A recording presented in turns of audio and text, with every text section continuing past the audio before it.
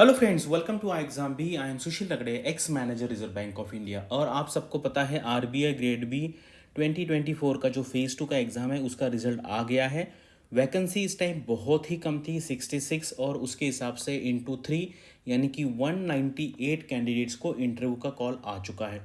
अब तक near about मैंने पर्सनली 60-65 कैंडिडेट से बात की है and maximum candidates want to know the answer for these questions. ठीक है, कुछ कैंडिडेट्स ऐसे हैं, मतलब यहाँ पे पर्पसफुली मैंने 90% लिखा है, लेकिन ये नंबर बहुत है। बहुत कम स्टूडेंट्स ऐसे होते कि जिनके पास बहुत क्लैरिटी है कि ये मुझे क्यों करना है। देखो, ये इसका जो क्वेश्चन इसका ये जो क्वेश्चन है ना, इसका आंसर दूसरा नहीं दे सकता कि भाई आपको ये जॉब क्यों ज्वाइन करना है, आपको किसी से शादी क्यों करनी है, आपको घर क्यों खरीदना है। भाई इसका आंसर तो आपके पास ही पता होगा। करेक्ट, आपके पास ही होना चाहिए। मैक्सिमम जो मेंटर्स है, जैसे मेरे जैसे बाकी बहुत सारे मेंटर्स है, वो आपका जो आंसर है उसको थोड़ा सा रिफाइन कर सकते हैं, लेकिन ऐसा बिल्कुल होगा नहीं कि भाई आपको कुछ भी नहीं पता और आप ही बोलेंगे कि आप ही मुझे बताओ। तो ऐसा कभी होता नहीं है। और मैक्सिमम लोगों को आइडिया है, लेकिन ना वो जो होता है वर्ड्स में कैसे हम उसको रखें। और ये आंसर तो बिल्कुल भी नहीं देना है कि भाई मुझे देश की सेवा करनी है, क्योंकि ऐसे बहुत कम प्रोफेशन है कि जहाँ पे देश की सेवा नहीं होती है। मैं बहुत बार ये एग्जांपल देता हूँ कि मान लीजिए मेरी डेयरी है, एक डेयरी है सिंपल, और मैं 10,000 लोगों को मिल्क प्रोवाइड करता हूँ उस डेयरी के थ्रू, और मैं क्वालिटी देने का ट्राई करता हूँ, कोई एडल्ट्रेशन नहीं करता। तो मैं मेरे कंट्री के लोगों की हेल्थ अच्छी रखने का ट्राई करता हूँ। तो कोई भी बिजनेसमैन है, अगर कोई भी इथिकली कोई भी काम कर रहा है तो वो देश की सेवा कर रहा है। तो ये आंसर बिल्कुल भी नहीं देना है। और ये आंसर देने के बाद, सुनने के बाद, वो जो इंटरव्यू पैनल मेंबर है वो मतलब लिटरली मन में हंसते हैं। ओपनली नहीं करेंगे, लेकिन ये ऐसे होता है क्योंकि आप ही सोचिए यार, देश की सेवा करनी है तो सारे लोग देश की सेवा करते हैं, आप किसी भी प्रोफेशन में रहिए। मैं पॉलिसी मेकिंग में जाऊंगा, ये भी आंसर नहीं देना है, क्योंकि पॉलिसी मेकिंग आप सबको पता है, पॉलिसी मेकिंग बनती है पार्लियामेंट में, पीएमओ के लेवल पे, नीति आयोग के लेवल पे। करेक्ट, तो आप बिल्कुल भी ऐसा मत कहिए कि मैं पॉलिसी मेकिंग करूंगा जाके। करेक्ट, मतलब आरबीआई गवर्नर के लेवल पे भी देखेंगे ना, तो उनको भी 100% पावर नहीं है पॉलिसी मेकिंग करने की। आप समझिए यहाँ पर। ठीक है, बोर्ड होता है वहाँ पर, बाकी की इंडस्ट्री के लोग होते हैं, फाइनेंस मिनिस्ट्री के लोग, वो डिसाइड करते हैं। तो ये बहुत सुपरफिशियल आंसर है कि भाई मुझे मेरी इकोनॉमी के लिए कुछ करना है। करेक्ट, लास्ट टाइम मुझे याद है एक एसबीआई एक स्केल 3 ऑफिसर थे, वो उन्होंने कहा कि मुझे लोगों की हेल्प करनी है। तो इंटरव्यू पैनलिस्ट ने पता है क्या कहा, यार आप ब्रांच मैनेजर हो, आप आपके एरिया के अंदर जितने लोग हैं आप डायरेक्टली उनको आप लोन दे सकते हैं, उनका अकाउंट ओपन कर सकते हैं, केसीसी दे सकते हैं।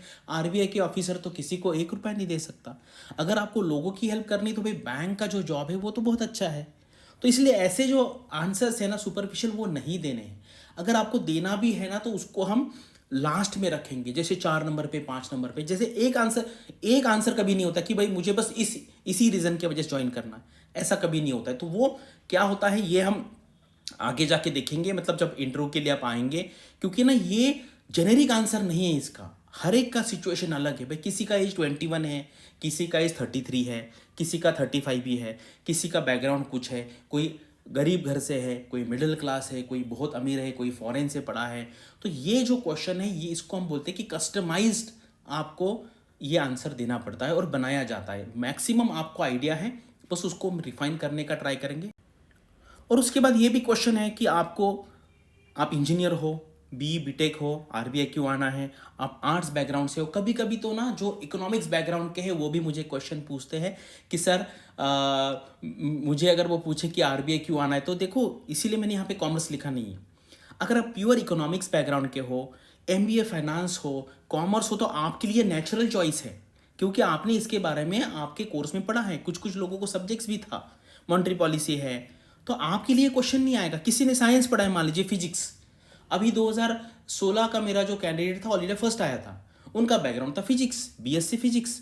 उसके बाद, उसके पहले जैसे जब मैं आरबीआई ज्वाइन किया था 2013 में, एक कैंडिडेट थी लड़की, वो फर्स्ट आई थी। आई थिंक उनका कुछ इंजीनियरिंग बैकग्राउंड था, बहुत सारे इंजीनियर्स बैकग्राउंड होते हैं। तो इसका आंसर लोगों को नहीं पता चलता, क्या बताएं।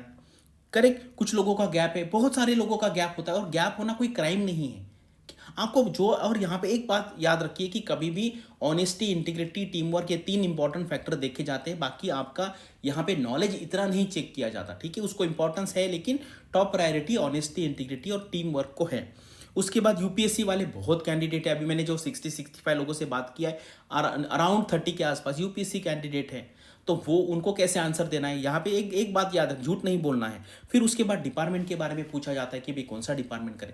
ये सारे जो क्वेश्चन है आपके, ये इंडिविजुअल लेवल पे है, इसका जेनेरिक आंसर नहीं होता है। आपका जो बैकग्राउंड है, कोई रूरल बैकग्राउंड से है तो वो एफआईडीडी बोल सकता है, कोई बैंकिंग से तो सुपरविजन बोल सकता है। तो आपका बैकग्राउंड क्या है, उसके बेसिस पे ये सारा डिसाइड किया जाता है। चलो, बहुत बड़ा यहाँ पे इंट्रोडक्शन हो गया, तो स्टार्ट करते हैं।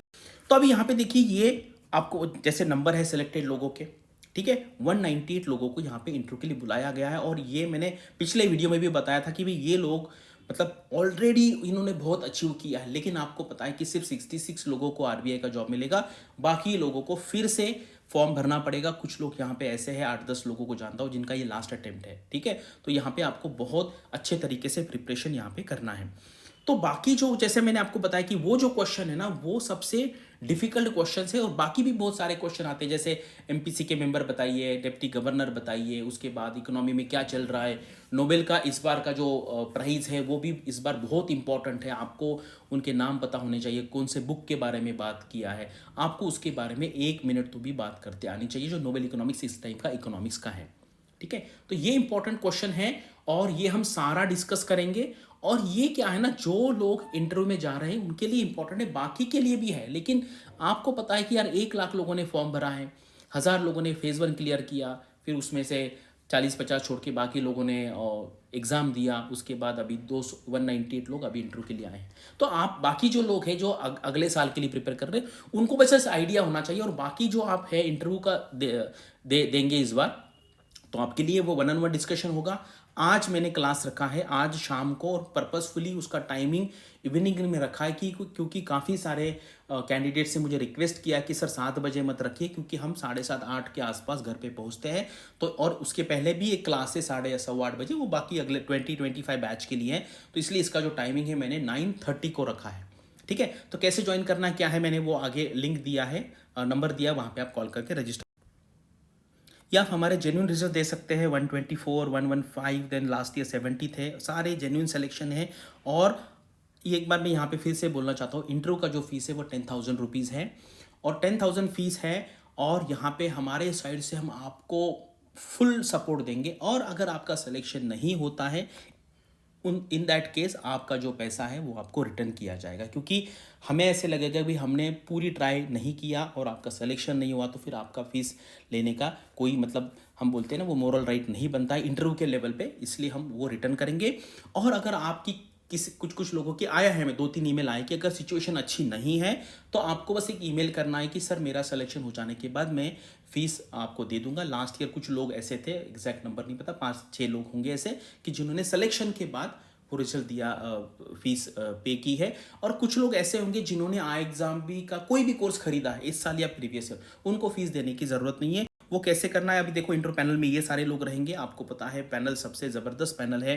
मैं खुद पिछले 12 साल से गाइड कर रहा हूँ, 10,000 लोगों को डायरेक्टली गाइड किया है। मेरे 500 से ज़्यादा जो कैंडिडेट्स हैं वो आरबीआई में अभी मैनेजर लेवल पे है, कुछ लोग एजीएम बन गए, अभी कुछ लोग अगले 1-2 साल में डीजीएम भी बनेंगे, ठीक है। यहाँ पे क्या क्या मिलेगा आपको, ये सारा यहाँ पे है, आप स्टॉप करके कर सकते हैं।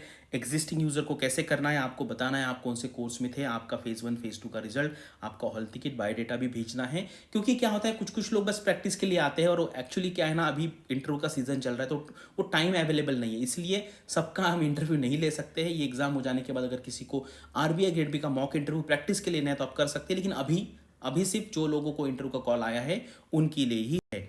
करेक्ट, न्यू यूजर के लिए है, आप फीस पे कीजिए। अगर नहीं फी पे कर सकते तो आप ईमेल कीजिए, तो हम आपको उतना कंसेशन यहाँ पे देंगे। सिलेक्शन हो जाने के बाद आप फीस पे कर सकते हैं, ठीक है।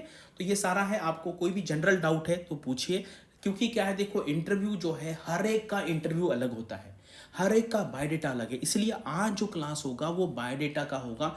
बायोडेटा में आप जो लिखेंगे वो आपका 80 to 90% डिसाइडिंग फैक्टर होगा, क्योंकि उसी के बेस पे ही वो आपको क्वेश्चन पूछेंगे। तो एक एक चीज़ बहुत इंपॉर्टेंट है, कैसे लिखना है, क्या लिखना है। कुछ लोग पेन से लिखते हैं, ब्लू ब्लैक है, कुछ लोग टाइप भी करते हैं, करेक्ट, टाइप भी करते हैं। हम सारा देखेंगे, बहुत लोगों के छोटे मोटे डाउट भी है, लोन रिलेटेड भी डाउट है, वो सारे डाउट्स हम आज के क्लास में 9:30 को है। तो आपको एनरोल करना है तो मैंने नंबर्स विंबर सब ईमेल दिया है, वहाँ पे आप एनरोल कर सकते हैं, ठीक है। आगे आने वाले टाइम में भी मैं काफ़ी पढ़ाई रिलेटेड, इंटरव्यू रिलेटेड वीडियो बनाते रहूँगा। Thanks for watching this video and all the best for your studies and upcoming examinations.